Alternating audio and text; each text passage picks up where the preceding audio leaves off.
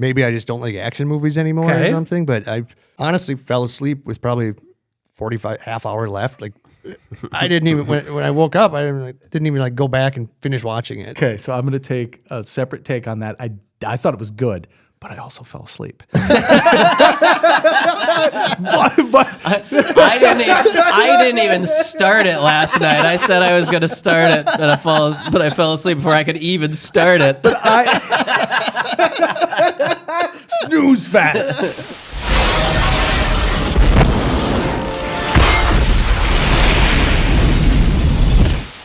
Welcome to the iKnowBadeaux podcast. Hey everybody, and welcome to the iKnowBadeaux podcast, coming at you from the Slice on Oak Studios. I am Mayor Dave Badeaux with City Brainerd, and with me, as always, is my brother. Bad joke after bad joke after bad joke. Yeah, that. Anyways, Gabriel Johnson, you're with us as well. Dave, I'm excited. Are you, Councilman? Are you prepared for the movies of 1999? Not really, but there's some really good movies on the list. There are a ton of movies. All right, without further ado, ladies and gentlemen, this is the Be Kind Rewind. 1999, part 2. So, of course, we've just did the Be Kind Rewind 1999, talked about all the events and stuff that have happened from that year. Go back and take a look at that if you're interested in things that are not movie-related from the year 1999. Some fun stuff to be had. However, this is the episode directly focused in on movies from 1999. And again, I think this is a really good year for movies. It is. Yeah. We had a hard time whittling it down to the selections that we made. And part of that is because we have this episode coming up where we're going to do a deep dive on all the 90s movies, we can leave a few out. One notably that we again do not have on this list, and I don't know how we're ever going to talk about it, but Austin Powers. We are going to talk about Austin Powers at some point. However, we didn't talk about it when the first movie came out because we were going to talk about when the second movie came out. And now we're not going to talk about it again. So we're here for Austin Powers. A lot of vagina. Sorry about that. Good memories. Good memories. But we will talk about it at some point. But I think when it comes to the late 90s, comedies are something that's really, really interesting, and one that stuck out as something that I have watched more times than most movies, the movie Office Space.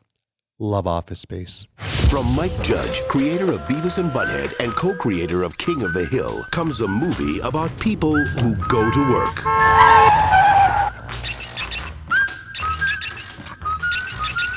And need to escape. I don't like my job, and I don't think I'm gonna go anymore. One of these days, I just kick this piece of... I'm thinking now it might be more fun to just get fired. And I've always wondered what that would take. Okay, Scott, take on Office Space. It's pretty good. This is a movie that I have seen on Comedy Central specifically a million times. Every Saturday, hungover in college, this movie was on. Every single one. I did not have that experience. Okay, well, I did. I bought the DVD. Talk about it, Gabe. Take us a run on Office Space. Give us the full rundown on it. So the full rundown here. Guy has a job, hates it. Yes. Long commute. It's the Y2K stuff is happening. So Yes. he's filling out TPS reports for the Y2K conversion for everything that didn't need to happen. Is that what the TPS report was for? Oh, I didn't even know that. I've seen this movie 1,000 times. I didn't know that's what the TPS report was for. So What is a TPS report? it requires a cover letter, I'll tell you that. Something he didn't want to do. His job was to sit in a cubicle and do just mindless work, and he hated it. So he quit. Okay. Just stopped going. Didn't feel like it. Yes. The company hired a bunch of consultants. They had to downsize, and they tried to figure out who to fire, who to put in charge. Well, he just didn't give a shit about anything and barely ever showed up, and they thought he was management material, so they promoted him. But anyway, his two best friends do get canned. They write a code to kind of hack in to shave fractions of a penny. Yes. And they think they're going to make a few $1,000s a year or something. They made like $300,000 in a weekend. Yes. Michael, you said the thing was gonna take 2 years. What happened? You said the thing was supposed to work. Technically, it did work. No, it didn't. It did not work, Michael. Okay? Okay. Okay? Okay. Turns out the guys that are supposed to be good at math were not good at math. And hilarity ensues. And that's why they got fired. Yeah.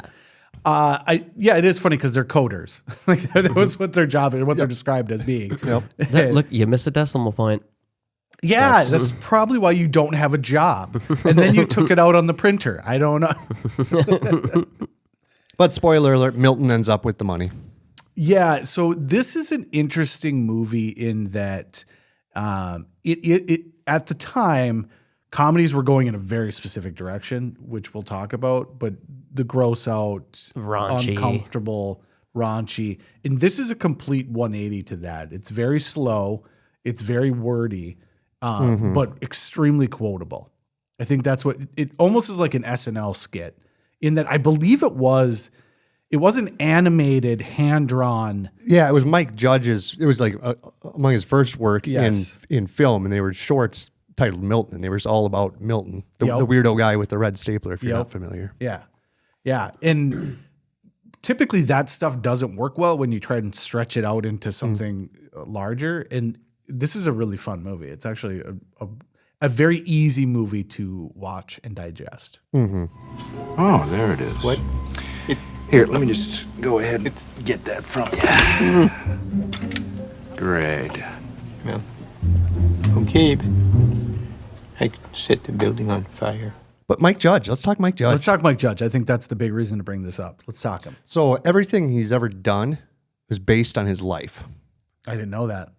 Yeah, so like Office Space, he did spend a little bit of time in Silicon Valley working in an office and in software development. I didn't know that.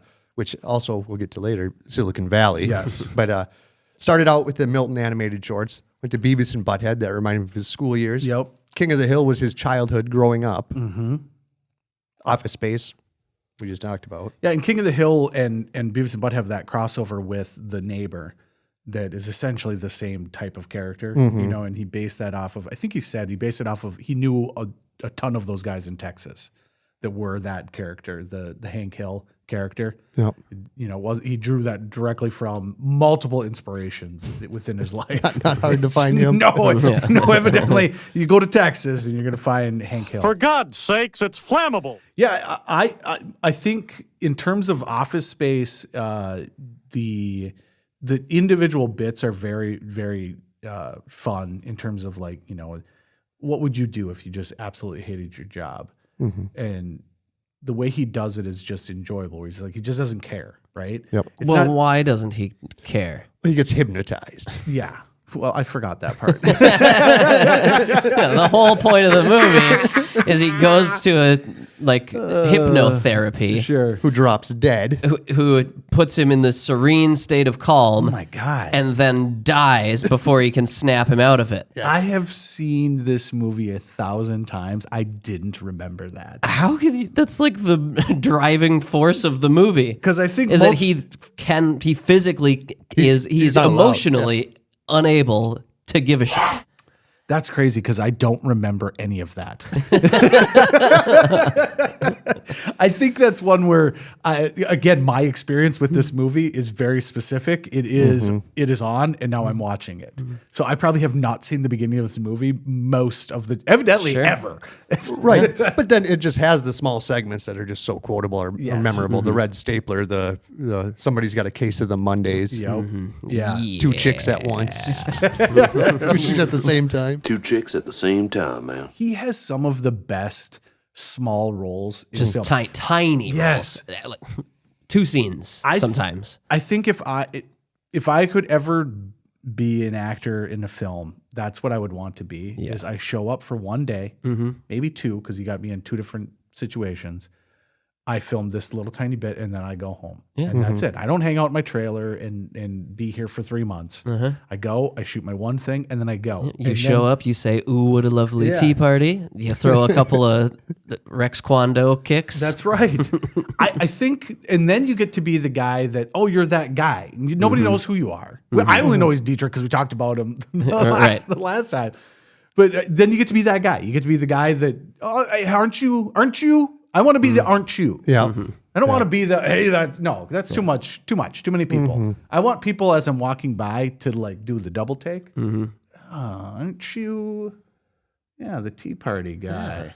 Huh. That happened to me with the second wind equipment guy at. Do you remember that guy? I do. That's oddly.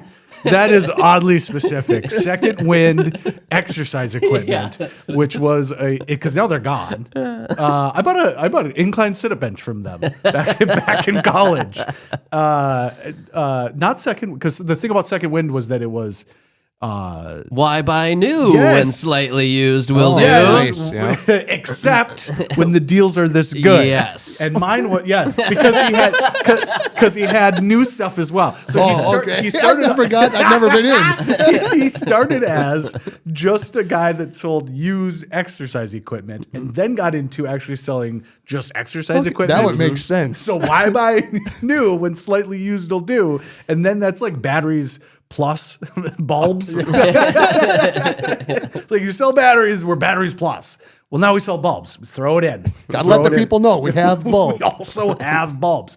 We also have new equipment. That's fun. That is, sorry to everyone in every other region of the country. That is, because that is specific to like Minneapolis. Minneapolis in this same time frame. Yeah. That commercial used to be on TV 75 times a day. Except when the deals are this good. I hope to God I can find that. Hi, Dick Enrico. 12 years ago, it started with an idea, a single location, and a bunch of used gear. Today, with 31 stores, we're the largest fitness dealer in the Midwest. As a special thanks, we're having our biggest sale of the year. Incredible savings in 30, 40, and up to 70% off new, used rental returns and floor models. Treadmills, home gyms, bikes, climbers, and the hot new cross trainers. Priced right, in stock, and ready to go. Why buy new when slightly used will do? Except when the deals are this good. My God, that's amazing. Yeah, that's I amazing. saw that guy at the state fair.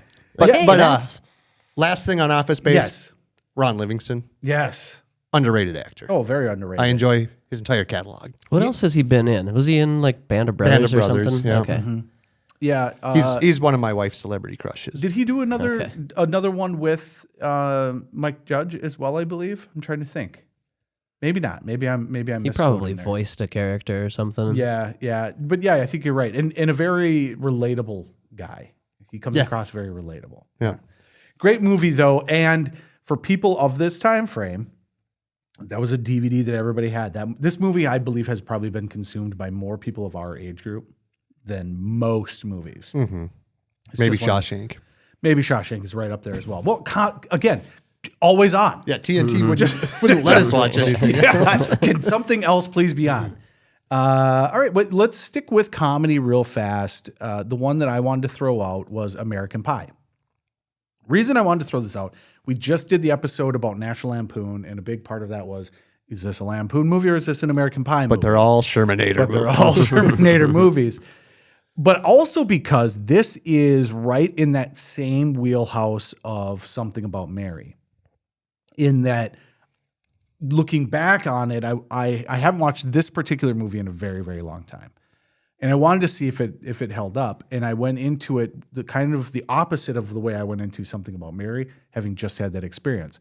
Spoiler alert, if you're going back to episode on 1998, Something About Mary, to me, didn't hold up as well. It started off really great. I thought I was really enjoying it. But it just misses some of the connective tissue that makes a movie like that just kind of flow. Mm-hmm.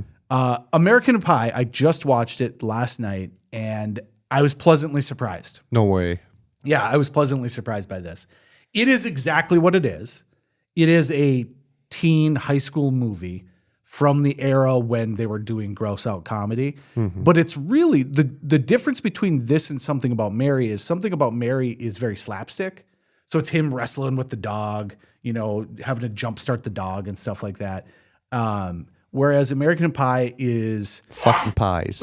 Well, it's all about uncomfortable. You're supposed to feel embarrassed for these characters. Mm-hmm.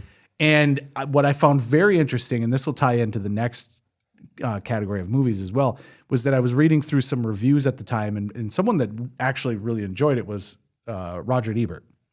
Gave it 3 stars. Not like loved it, but gave it 3 stars. Also gave 3 stars to another one we're going to talk about here in a little bit. But had like kind of the same things to say about it in that it's gross out humor, right? Something About Mary has the sperm on the ear, and you're embarrassed for him, but you care for him enough as a character that, you know, he's likable. I found the character in Something About Mary kind of boring. The thing about this is that you've got 4 guys. So each one of them is taking turns being embarrassed from various different things. And that's really what the whole movie is about. But of course, they start off right away and a lot of sex. The whole point of the movie is the boys are trying to lose their virginity before prom or something. But this movie is mainly just sex scenes, which is a weird experience going back to. When you're, 17, it's awesome. When you're an adult, you're like, all right, I'm watching kids give each other blowjobs right now. So that part was a little bit weird, but right away, the ejaculate, we'll say, goes into a beer cup and Stifler drinks it, right? So right away, you're setting the bar pretty much where you're going to be. And I was thinking, oh, Jesus Christ, here we go. I actually enjoyed it. I thought it was pretty funny. The pie fucking scene, it's really short. I thought, here we go. This is going to go on for 10 minutes. No. You get it. You get it. You get in and you get out. Humor was had, still funny. And the part that makes this movie work, Eugene Levy. I was going to say that. He's perfect. I did read, and again, we always hear this, right? That they always improvise their lines. But from what I read, he had said he only accepted the role if they would allow him to just improvise his stuff. So he said, yes, I will take this. However, I'm going to do this my way. And he's perfect for that role. He was perfect. And looking back, that's the only thing I think could make this movie hold up is Eugene Levy. Yeah. And it was the first time I'd ever encountered him. And he is just brilliant. Yeah. I love Eugene Levy. Yeah. So I was a fan of like Spinal Tap and some of that, like the Waiting for Guffman, that, and those were coming around this time frame, but Spinal Tap is before this. So I had seen him. I was aware of him. But yeah, this is where you're like, oh, this guy's got comedy chops. And it's just the way he delivers it, right? Because he's the straight man, but he's also making it more uncomfortable, which is what makes it enjoyable. And he's good at that. He's very good at it. But it is pretty funny that so the plot of the movie, for those of you that don't know, is that 4 high school seniors, so we're going to say they're 18. They're 18. Yeah. They're 18. Have made a pact that they all will lose their virginity before they go to college. And then all 4 of them are just fumbling their way through it. Chris Klein is just as terrible now as he was then. Okay. Terrible. Get that guy out of there. Just remove that whole part from the movie and the movie's 1,000 times better. Chris Klein. He's the new Star Trek guy? No, he's That's Pine. Yeah, you're thinking Chris Pine. This is the lacrosse player, the one that's supposed to be a little bit better looking, but the jockey, taller guy. Yeah. Horrible actor. Really brings the movie down. Why do you gotta be so insensitive all the time? Get his character out of there. But they all kind of fumble their way through it. But I do love that right when they start off, the way they start off with their bet is it has to be consensual sex. Busted. That's progress in 1999. I just like that was just all right. Let's put a pin in where we are right now. It has to be consensual sex. This ain't the 80s anymore, guys. Yeah, looking at you, Fitch. So I will say it's enjoyable. I don't know where it goes. Obviously, as they go on, I'm sure it's a pretty steep decline on this. And I'm not saying that this is a great movie. I'm saying that style of comedy of the uncomfortableness plays. And when you've got a guy like Eugene Levy that then makes it worse, it played very well. These characters played very well towards the uncomfortableness, and I enjoyed it. I actually had a really good time with it. But the one thing that Roger Ebert said about this movie, he said in 2 different movie reviews of this time frame, and it was, teenagers once went to the movies to see adults making love. Now adults go to the movies to see teenagers making love. So he says that in the review for American Pie, also in the review for Cruel Intentions, which we'll get to in a second. But before we get to Cruel Intentions, let's talk real quick about another movie about having sex with kids. Oh, because 1999, great. 1999 was heavy on kids having sex in movies. And this one, There's a big difference between kids having sex and having sex with kids. Not in this one. Not in the movie we're about to talk about. we're going to bring okay. up American Beauty. And Okay. American Pie Spacey. was like targeted towards kids. Yes. Right? It's like for teenagers to come watch. American Beauty was nominated for like 8 Oscars, won like 5 or 6 of them, Picture of the Year, everything. And all it's about is Kevin Spacey hitting a midlife crisis, falling in love with his daughter's friend, and trying to fuck her. Well, and I would argue that the the main conflict of the movie is will he or won't he? That's the whole conflict of this movie. His midlife crisis. He's gonna fuck this kid. That's literally the only conflict in this movie, other than his wife and all that nonsense. But that's not his character development is based off of will he or won't he have sex with this kid. Mm-hmm. And to give Kevin Spacey a little due respect here, he had the opportunity to have sex with the kid and turned it down at the end. He grew as an individual. He got her naked first in the movie. His character did not have sex with the kid. I rule.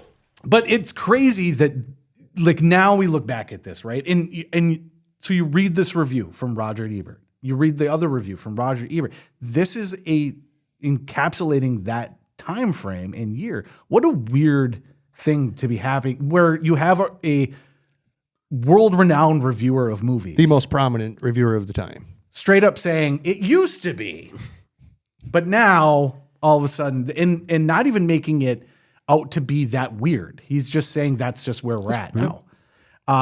Really bizarre. American Beauty, I remember really enjoying back then. I haven't went back to it, and you said you were going to watch it, and I said I'm not going to watch it. I did watch it, and technically, it's a good movie. Yeah, it is. But I mean, the plot is a married man trying to bang his daughter's friend. I wouldn't write it. I will say, when you said let's go back and watch it, no thanks. I'm gonna just skip that. I had the experience multiple times back then. I don't know what I'm gaining from watching that movie again. You know, like what a weird plot to have in a movie. So the whole time watching it, you're like, don't fuck that kid. Yeah. Don't fuck that kid. Well, that was, and then it gets to the end and you're like, oh, good. He didn't fuck the kid. I can go along with my life. Remember I said there was that movie from like 1989 with Tony Danza in it, and it's all about him trying to make sure that dudes aren't fucking his 14-year-old daughter. It's like, what are we doing? What are we doing? This is not a plot. Yeah. But the movie goes on after he doesn't. Like, it should have ended there. Yeah. Then he goes out to the garage to work out, and the homophobic retired Army neighbor guy comes into the garage and tries to kiss him.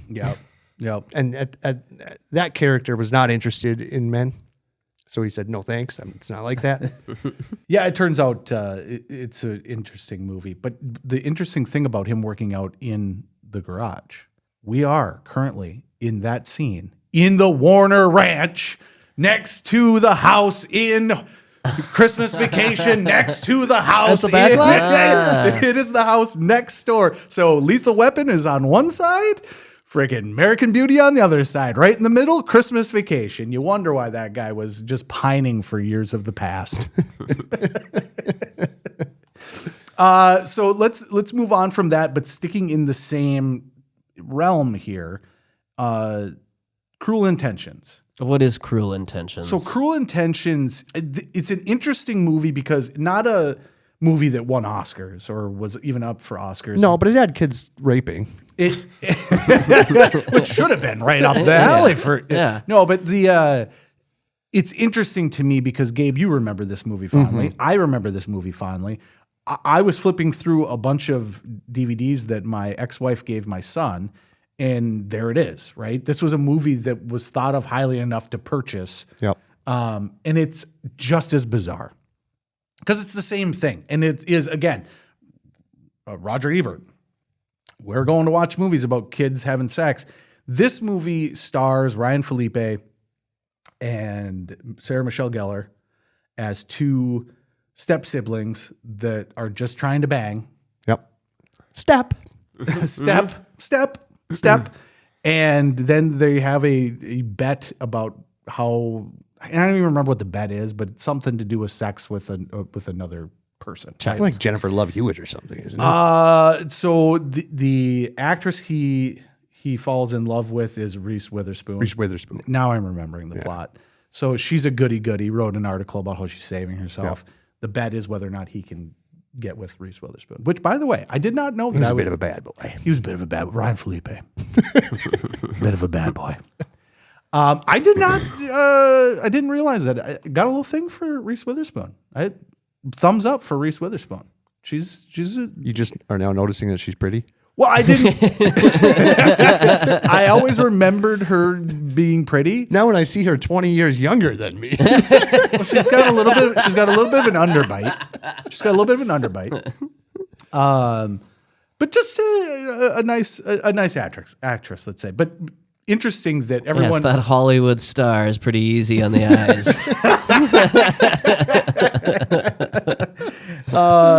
all the actors in this are like 27, 25, playing 15-year-olds, 17-year-olds. It's a weird movie, but at the time, big in our age group in terms of, because it had a little bit of a twist to it. Yeah, there was a little bit of twist. Like Reese Witherspoon, I think, like kind of broke through Felipe's hard outer shell, and he kind of did fall for her and whatever, and then died.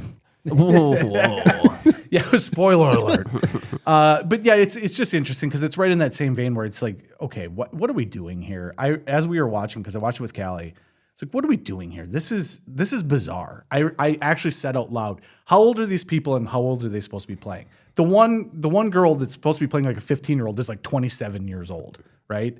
So it's essentially a remake of Dangerous Liaisons, and it's an okay movie.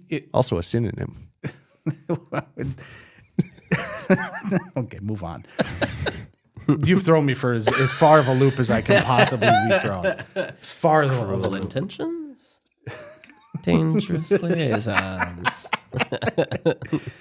That's good. Yeah. Ends with a song. One of the most bittersweet endings to a movie ever. Ends with the song. With a symphony? Yep. Yes. With the symphony. The bittersweet symphony. That is bittersweet.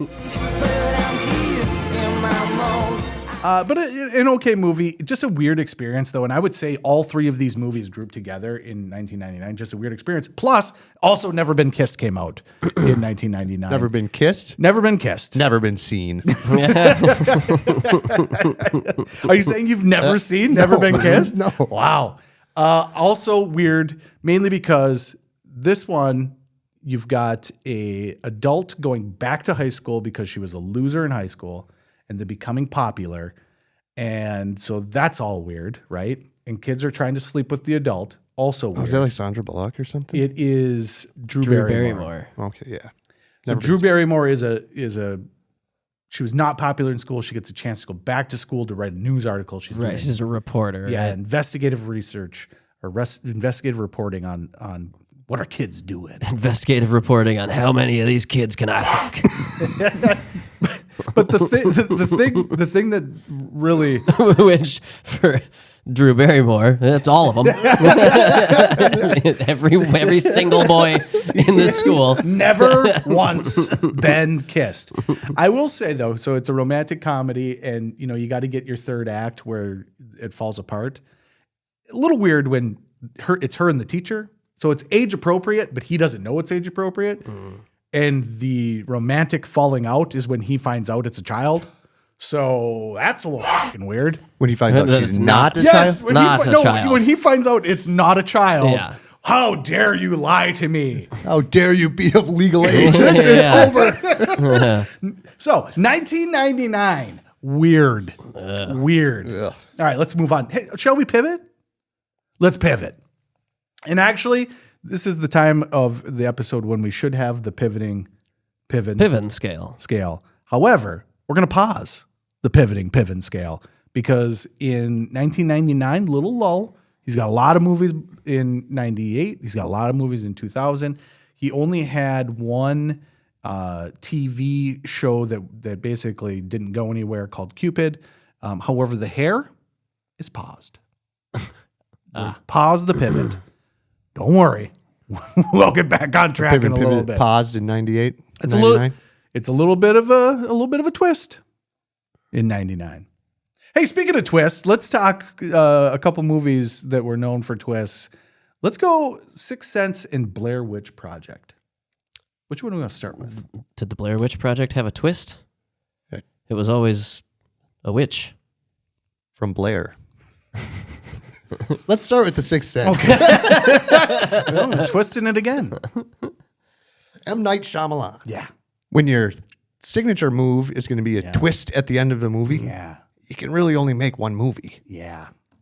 So did you go back and watch this? I went back and watched the last 10 minutes of it this morning. I went full in yesterday and watched The Sixth Sense. I have not seen The Sixth Sense in a very long time. I remember watching it and being caught on the twist and being like, well, there's no reason to watch the movie again. You know the twist. Maybe one more time. Go back and see all the stuff. Mm-hmm. This is a really good movie. Yeah? It actually holds up. And I would argue the mistake that M. Night Shyamalan made was that he focused so much on the fact that there was a twist at the end of this that he didn't realize that, hey, you kind of had a thing going here that didn't even matter with the twist. The twist at the end of the movie is basically just to make it so that it doesn't get super sappy. Because to give you the plot of Sixth Sense for people that haven't seen it, I think pretty much everybody knows The Sixth Sense. Mm-hmm. You got a child therapist that is now working with a child after a trauma happens to him at the very beginning of the thing. He gets shot at the beginning of the movie. Okay, we'll say it. He gets shot. It's the first 5 minutes. Yeah. He gets shot at the beginning of the movie. By a child he failed. And then we take it up a year. The next fall, it says. And he's now working with Haley Joel Osment, who is a 9-year-old, does a phenomenal job, by the way. He won Best Supporting Actor, yeah. It's unbelievable. He plays that role so well. But he's a little boy that appears to be very worried about something. His parents have just been divorced, so that's what you think it's all about. And eventually you get through a bunch of suspenseful stuff and you find out he sees ghosts. Sees dead people. I see dead people. This is a very good movie. Mm-hmm. Okay. It's very good. I actually was really enjoying this movie. There's a couple of little points of brevity and humor in there. He does a really good job with the suspense. But then it builds its way and builds its way and builds its way. And even when you know the ending, like to me, that part it's such a small piece of the actual movie itself. Like Right. It was a good movie before we realized that Bruce Willis was the actor the whole time. And I would and I would actually argue that because it happens just at the very, very, very end. Mm-hmm. Oh, by the way, spoiler alert, Bruce Willis has been dead the whole time. And this kid can see him because he sees dead people. And true to 1999, he sought out a little boy. He sought out the one person that could see him, Gabe. Mm-hmm. Yeah. But it's very good. There's a nice sense of eeriness to it. There's a sense of wonder of like what's happening and where's this going. Is it a horror movie? I would not. Is it spooky? I would call it suspenseful. I remember being scared. I mean, when they're as far as I remember, they're all really short shots. But when they show the dead people, the people hanging or with the gunshot wound, it startles you. Haley Joel Osment does such a good job of being a little kid scared. Like it reminded me of like one of my kids, right? Like it was like, holy if you were the parent and your kid is frightened like this, and you just be like, what is wrong? How do I help my kid? I can't help my kid. And so there's this stress that's involved in it as well, like from the mother's side of it. She just wants to help her kid and she's worried her kid's going nuts. And from his side, he keeps going from like a church to he has a little fort that he's put all these little statues from the church that he's stolen because he's safe there. He's safe in those little havens. And when he's not in there, the fear in this little kid's head, because he's going to see some nasty stuff. And that's really what it is that like a kid walks by and says, hey, you want to see my dad's gun? And then turns the corner and his head's blown off. It's stuff like that. There's a nice level of like getting right to that cusp of like, oh, this is a little gory, but it's not gory at all. It's just suspenseful with good music. And even knowing what this movie was, I really, really enjoyed it. And the thing of it is that, and what I really realized is that because the big thing is that they're helping each other, right? Mm-hmm. He's going to help Bruce Willis with his problem, which is, hey, by the way, you're dead. Yeah, Bruce helps him help a dead girl save her little sister's life. Yes. And then he, as the little boy, just needs to share with his mom what's going on. And so that happens. But what happens with that movie is, where do you go from there, right? Because what you've learned is these ghosts are coming to him because they want help, and he needs to help them. So now you're just becoming Haley Joel Osment, the ghost helper. Ghost whisperer. Yeah. And so there's a point in there where you're just like, ooh, like this movie is going to get really bubblegummy now at the end. And so the twist helps get rid of that. But that's all it is. But they just cut, because I think that's the only one ghost we see him help, right? It's the only one you see him help, but then because of that, he's besides able Bruce to, Willis, yes, he's able to talk to his mom then as well. Mm-hmm. But you found out that they're seeking him out, like these ghosts are traveling to him. Mm-hmm. It's very interesting that twist helps that movie stay grounded and not go over, because you get to a happy place with it where you're like, oh, they've reunited and all this stuff, and you think to yourself, okay, where do you go from there, right? Oh, well, now he's just helping ghosts. Well, that's weird. Mm-hmm. Right. Then he helped Bruce Willis. He told Bruce to go home and talk to his wife in her sleep. Yep. And he does, and they have what is seemingly the most of a conversation they have all movie. Yeah. And she looks relaxed, and he disappears. He realizes that he's a ghost and realizes he needs to let her go. But it's really fast. And so my argument for M. Night Shyamalan was like, you fucking moron. Like, I know that became what you shouldn't have done that though. Like, don't become known for that. Because then he just kept doing it.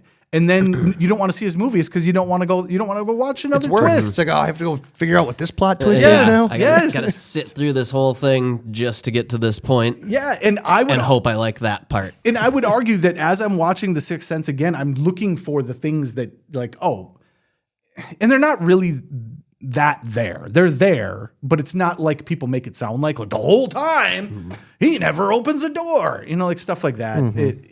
However, really good movie. Very good movie. So, but let's move on from that and let's go to Blair Witch Project super fast. I love that movie.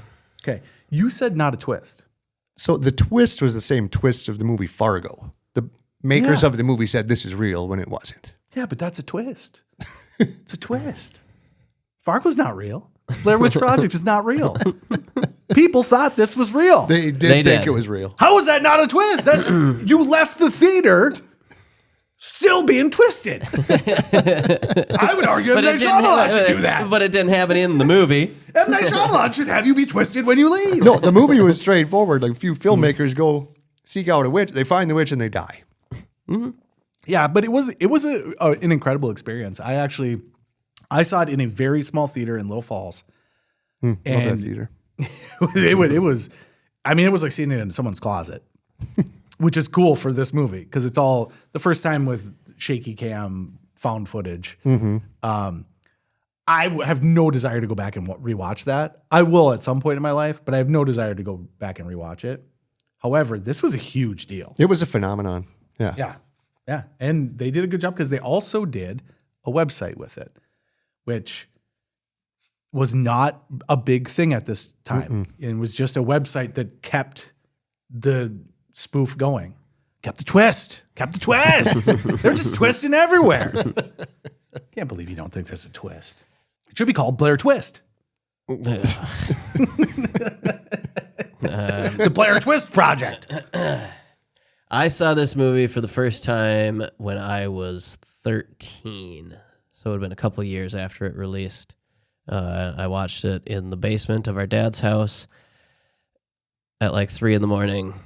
alone with all the lights off. Okay, yeah. See, get you. That's the only way to watch this movie. Yeah. If you try, like, I watching locking the windows and doors in the middle of as an adult. Yeah. I eventually had to get up and like, all right, I'm turning the lights on. I'm fucking freaked out. Yes. They did a good job with this movie, and it cost nothing to make. $300,000. That's crazy. Wow. So, and they did over $100 million. It was I think it did over $200 million. Yeah. Okay, so $300,000. the working title for the movie American Pie was something about a teen comedy that will cost under $10 million. It's literally the working title for it. Less than $10 million, you get a movie. You may like it, you may not like it, and I honestly think that's all in the title. So like, some people might not like it, but I think you will. We'll market it towards teens. The movie. Yeah. This is $300,000, which is nothing. No, nothing at all to make a movie. And phenomenon. They tried making a second one, but it was an actual movie. Yeah, they've made 2 Have other they? ones. I only saw the yeah, second one. I think the second one was in 2004, and then they made a third one in like 2016 or something like that. And they're just your run of the mill horror movies. Yeah, yeah. Gabe, final thoughts on Blair Witch? Not a twist. No. Twist. But the one that does have a twist that I thought you were going to say, Fight Club. Oh yeah, let's go Fight Club. If we're sticking to a twist, let's go Fight Club. Talk about it. We got just a couple minutes left. Let's talk about it. For a very long time, that was like my 1A to 1D of top 4 favorite movies. Yep. I watched that a ton. I haven't seen it in years, but for the longest time, it was arguably my favorite movie. Yes. Yeah. And I will also say that it doesn't do like the M. Night Shyamalan thing where you go back and rewatch it and there's things happening. There are little blurps. Yeah. The coolest part of the movie is the interspliced stuff that's happening. But it isn't one where it's like, oh, if I rewatch this, I can tell that this is the case. It's not really the case. Great movie though. I think this is one that we might talk about in our Kevin Yeager episode. I think so. I think it is. But super fast. It is Edward Norton and Brad Pitt playing, spoiler, same dude. Edward Norton has broke mentally and has created Tyler, the purveyor of one Fight Club. Yes. The self-titled Fight Club. You do not talk about Fight Club. Also stars Meatloaf in my favorite Meatloaf role. Yeah. His name is Robert Paulson. Yeah. Is that his real name? Or is that his name in the movie? Yeah. That's what they chant in the when he movie. dies. His name was Robert Paulson. Yeah. Oh, In okay. death, Project Mayhem members do have a name. Okay. Wow. It's amazing that I don't remember. Fight Club, adapted from Chuck Palahniuk's book. Yep. Great book. I got into a bit of a kick on his other novels around the early 2000s, and he's got Choke, Lullaby, Diary, a handful that should all be made into major motion pictures. Yeah. Like, he is a hell of an author. Yeah. And we don't talk books on the podcast much. We don't. Unless they suck. Unless they suck. We could do that. We could get into some books at some point, but then Then I'd have to read. I know. I would much rather be Fight Club than Book Club. Okay. So We'll stick with the movie. All right. Fun fact, Starbucks cup in every single scene. interesting. Every single scene. They're the original Game of Except Thrones. for the scene where they destroy the corporate art and the big ball rolls into a fake coffee shop. Oh, interesting. I didn't know that. I'll have to go back and look that up. Yeah, it's a great movie. I think there's a ton more to talk about with that one, and I think I will put it on my list for the Kevin Yeager episode because I really enjoy it, and that will give us time to talk about the movie that I did just watch, The Matrix. Okay. I know you're out there. I can feel you now. I know that you're afraid. You're afraid of us. You're afraid of change. I don't know the future. I didn't come here to tell you how this is going to end. I came here to tell you how it's going to begin. I'm going to hang up this phone, and then I'm going to show these people what you don't want them to see. I'm going to show them a world without you. I watched that. Did you? Yeah. Thoughts on The Matrix? It sucks. Oh, really?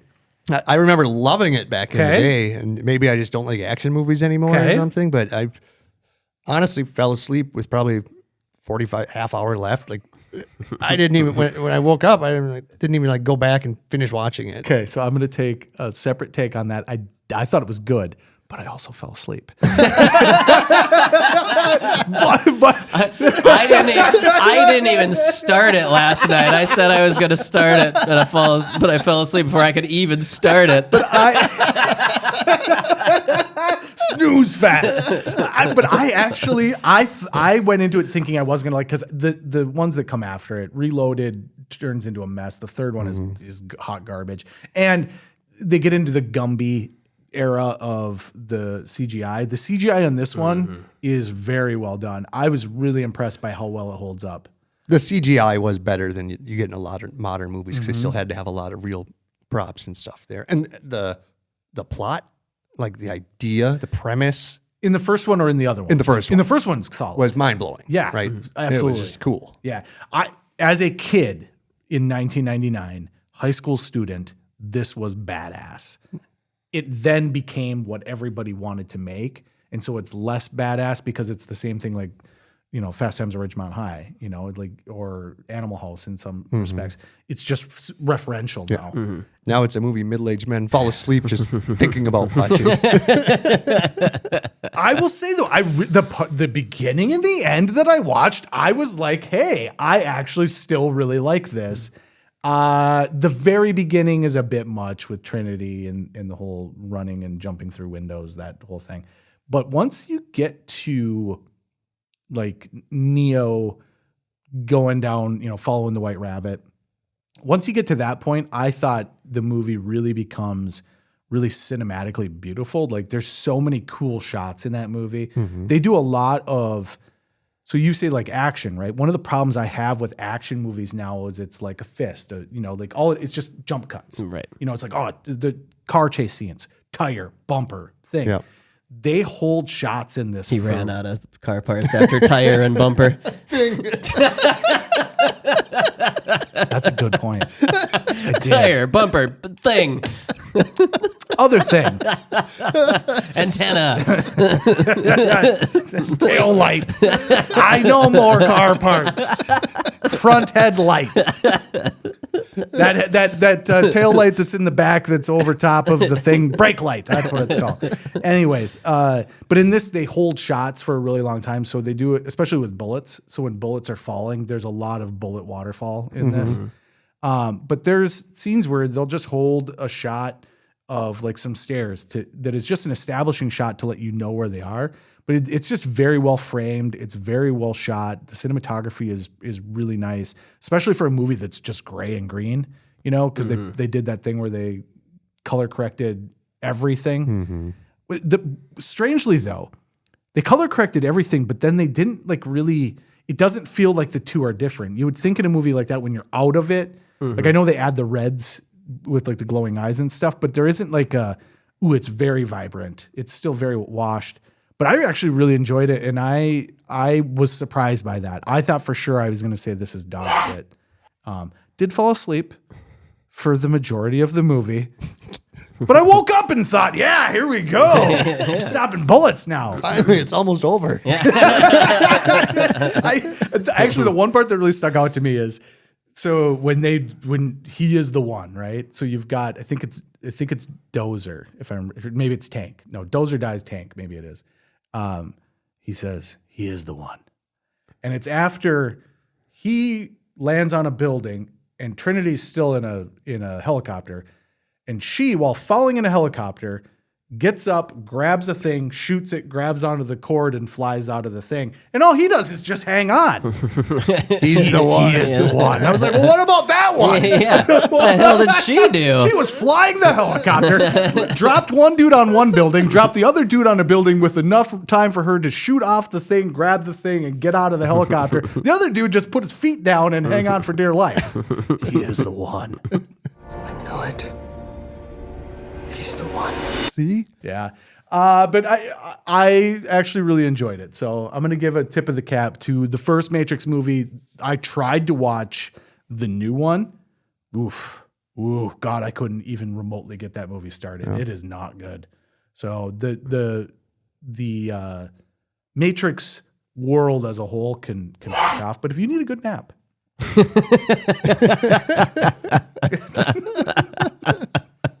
Which is really funny because at the end of this movie, And I've had this experience many times. So I'm now realizing that I've fallen asleep to this movie many times. It screams, wake up at you? It screams, wake up at you. So I have fallen asleep to this movie many times because I have woken up to Rage Against Machines yelling, wake up!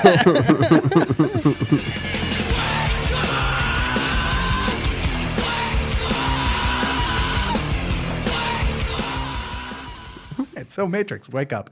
All right, that's enough for movies for 1999. There's so many good ones, and shoot some stuff over to us. We do want to talk Austin Powers. I really want to talk about that. And so that will be in our next one as well. And there's just a lot of really good stuff. But even with the ones here, it's an interesting time frame for movies, right? We're just getting into the Matrix. Like, it just happened. So things go a specific way. This is year 2 of the gross out comedies going. Like, this is it's a turning point. Yes, for sure. Yeah, which is weird because it's 99, and now we're turning the corner. So, last final thoughts on 1999 movies. What a good year, Scott. One time at band camp, I stuck a flute in my pussy. Yep. All right, ladies and gentlemen, we'll be back next week with a game. We got Justin Goebel coming in, so that'll be a ton of fun. We got a game, and then we'll be back with Don't Tell Scotty. He does the news. People are really enjoying the Don't Tell Scotties, so we might do more of them. But right now we're doing one a month. One a month. I will say that I laugh the hardest during those episodes when I'm editing them. So I just did the one with the Blob, Bob the Blob, okay, and the exploding toilet. Oh man, there were some really funny bits in that, especially the drip stick. That stuff was really funny. So those are a ton of fun for us. I let my kids watch our drafts, not the news. Okay, don't let them watch the news. All right, ladies and gentlemen, we'll be back next week with Justin Goebel and a game. But until then, we're done.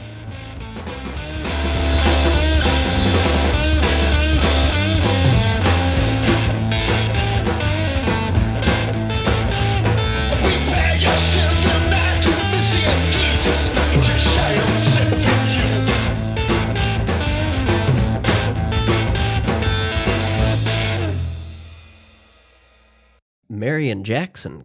Jackson? Who's the old one? Yeah, Jackson. Yeah, Marion Jackson came into the restaurant on Saturday. That's what he said. He said you let him test something new, a prototype or a new menu item or something. I mean, he tried a gelato. Oh, it was a gelato. Yeah, that's one that Angie makes. But he asked about, because the mayor was going to see a comedy show. And he said, is the mayor a comedian? Yes. And I said, yeah, he's got his own podcast. And he said, I think you're a funnier comedian than he is. Oh, and I was wow. like, yeah. Wow. Atta boy. There you go, Jackson. Well, we've said it all along. I bounce all my jokes off of you before I go tell anybody else that. I gotta find out real quick that I'm not funny. So super fast, the movie Eyes Wide Shut. Do you remember the movie Eyes Wide Shut at all? I remember. Is that Kidman and it's Cruise, right? It's Kidman and Cruise, and it's Stanley Kubrick, right? So, and it's and the masks. Basically about the Illuminati and about all these crazy, weird parties that are going on. Mm-hmm. Well, with Stanley, adults, at least. Well, true. But Stanley Kubrick died 4 days after he presented the final cut of this movie to Warner Brothers. Mysteriously in his sleep. Put it on the Clinton kill list. 4 days after delivering the final cut for the movie Eyes Wide Shut, he mysteriously dies in his sleep. And according to his friends and family, guy was doing just fine. Was he vaxxed? You do not talk about Fight Club.